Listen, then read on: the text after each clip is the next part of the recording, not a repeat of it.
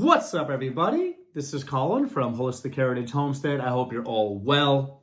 Folks, a lot of preppers out there are making serious mistakes. And the mistakes I want to talk to you folks about could be tragic mistakes in certain scenarios.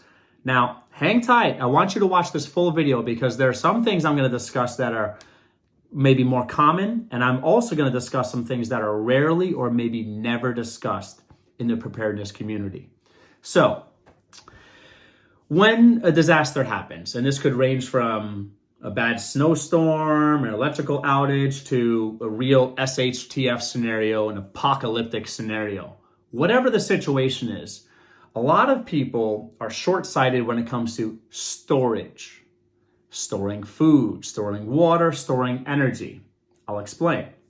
So, a lot of preppers, they'll have the things. They'll have battery packs for their phones. They'll have storage of energy for their phones.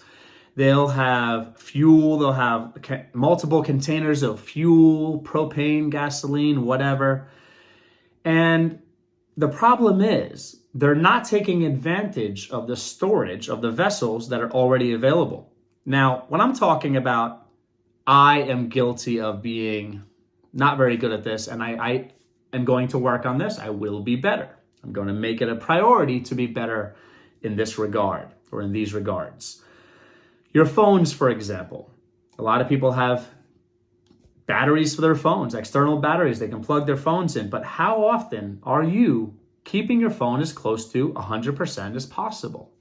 Probably not as frequent as you should. I've had situations where our vehicle broke down and my phone was running out of battery or ran out of battery. Bad situation.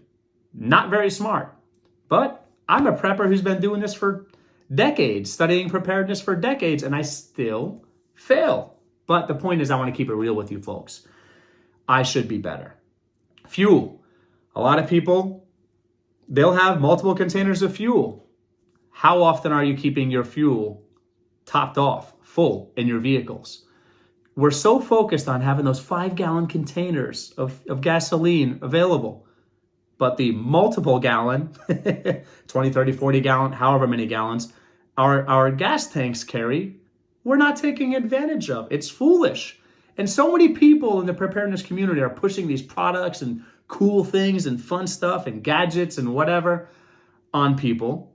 And in true American consumerism attitude, whatever, perspective, we're just buying stuff. But we're missing the practical, pragmatic, common sense stuff. Keep your phones charged. Keep your vehicles full or close to it as frequent as possible. Very, very important.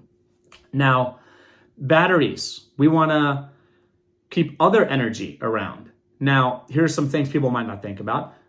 Tools. Depending upon the emergency scenario, let's say there's a tornado, you might want to board up some windows. You might want to board some windows up.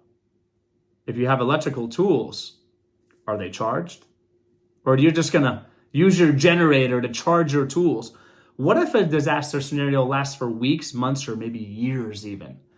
You are going to wish you had every battery you could think of fully charged before you go into it, before you start using that precious electricity, before you're using all that propane and/or gasoline to run that generator to charge your stuff. Have your stuff already full. Any cordless drill, whatever, you should have those batteries fully charged ahead of time. Anything that holds fuel, you want to have full. However, here's a tip for you.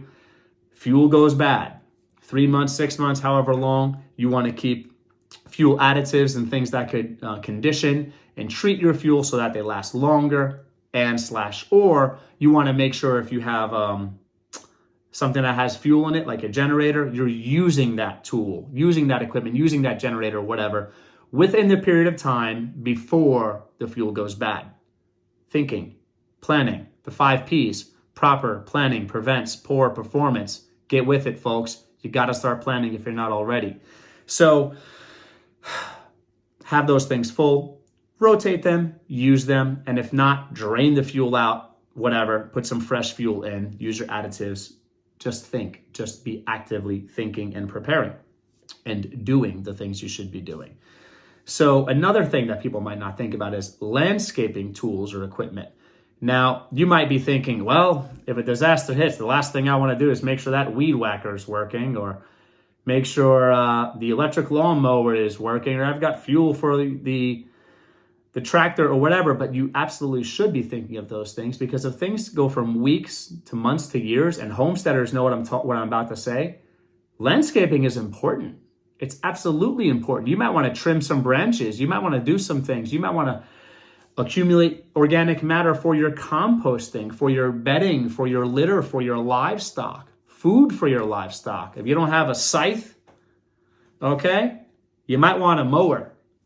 That could be a little electric mower like we have, something, but you want to have the energy to run those things.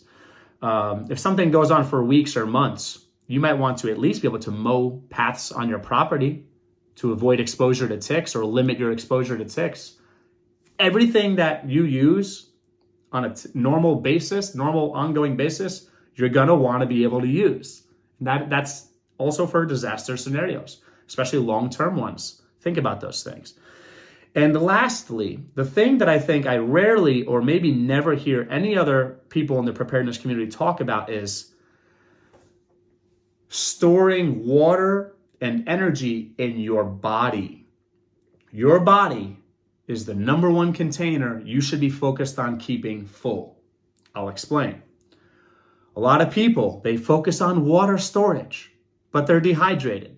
Most people, or rather, I'm going to say many people, I don't know the number, probably is most people, are dehydrated. We walk around dehydrated. The average person is not fully hydrated, and it can take days to reach a hydrated state, an optimal hydration, to reach optimal hydration. So, same thing goes with food. We should be eating. We should not be going, unless you're specifically fasting for a specific reason, whether it's a diet reason, religious reason, whatever. If you're a Christian, for example, and you're doing some fasting, besides those reasons, you should not be walking around in a fasted state. Your body can store carbohydrates in the form of glycogen. So you want to bring your MREs with you in your bug out bag, but yet you're already hungry. That's foolish. That's foolish. Hydrate and eat. Keep your vessel, keep your body full. Now, I'd rather hold a gallon of water in my body, which is a lot easier to carry. I'm hands-free than carrying a gallon of water, okay? And it's easier to carry that weight well distributed around my body than carrying an actual gallon of water. I'd rather do that. And then whatever I have after that is extra. I'd rather be full and be satiated and have glycogen stores in my body and maintain a favorable nitrogen balance, which means I had enough protein in my diet. Your body's not going to store protein besides in your muscles, which you don't want to lose them. Prevent muscle atrophy. You don't want to go into a disaster situation that could last 3 days or longer with your body already having an unfavorable nitrogen balance and being just catabolizing your muscles. Like, you don't want to be using your muscles for energy, okay? You don't want to atrophy your muscles. So you want to have enough protein that your muscles are have a favorable nitrogen balance, and you're in a muscle sparing state, or even better, a muscle building state. You have a surplus of protein, enough protein to actually build muscle. That's what you want. So the average people, if this is your body, water, energy, calories, fuel, protein, carbohydrates, fats, you've got what you've got, which is whatever you could store and whatever your body is processing in your digestive system. You want to start off here. A lot of you folks, myself as well, frequently are starting off somewhere around here. Not good. So when a disaster hits, whatever you've got stored in your body, that's your clock. And whatever you can carry with you, that's your clock. That's how long you're going to be able to last. Fill yourselves up. Be full with water and food as you enter a disaster scenario. I'm going to go into details about this in another video or videos, but one of the number one things you should do when a disaster hits is, if you are able and you are healthy and able to take caffeine, you take caffeine first. That keeps you alert, keeps you active, keeps you able, blunts Pain to a certain degree prevents fatigue. You don't know what you're heading into. You might have to stay up for 12 hours, 24 hours, whatever. Caffeine first if you can. I'm not a doctor. Only if your doctor recommends and you're able to take a certain amount of caffeine. Be responsible. There's my disclaimer. You want to hydrate first, separately from eating food, because hydration happens faster if you're separating it from your food, and digestion for your food happens faster and more efficiently if you're separating that from your hydration. So caffeine, water, food, in that order. Something bad happens besides making sure we're all safe as far as preventing imminent danger and focusing on calling the authorities for emergencies, dialing 911, calling your local sheriff, whoever, ambulance, doing that stuff first, obviously. But as that stuff's happening, I'm taking caffeine, I'm hydrating, and I'm gonna start eating as much food as possible because I want to make sure I am full, okay? This ties and is connected to your everyday carry. A lot of people have all kinds of cool things, great preps, but what do you have on you every day? Some people have really cool attire, tactical gear. What do you wear on a daily basis? Something I've thought of in the past is I want to wear clothes that I can move around and hit someone if necessary. If it comes down to it, I want to be able to fight. I want to be able to scrap, and I want to feel comfortable in my clothing and able to do that. Sure, you might be wearing a tuxedo at a wedding. You should still be able to handle business if necessary.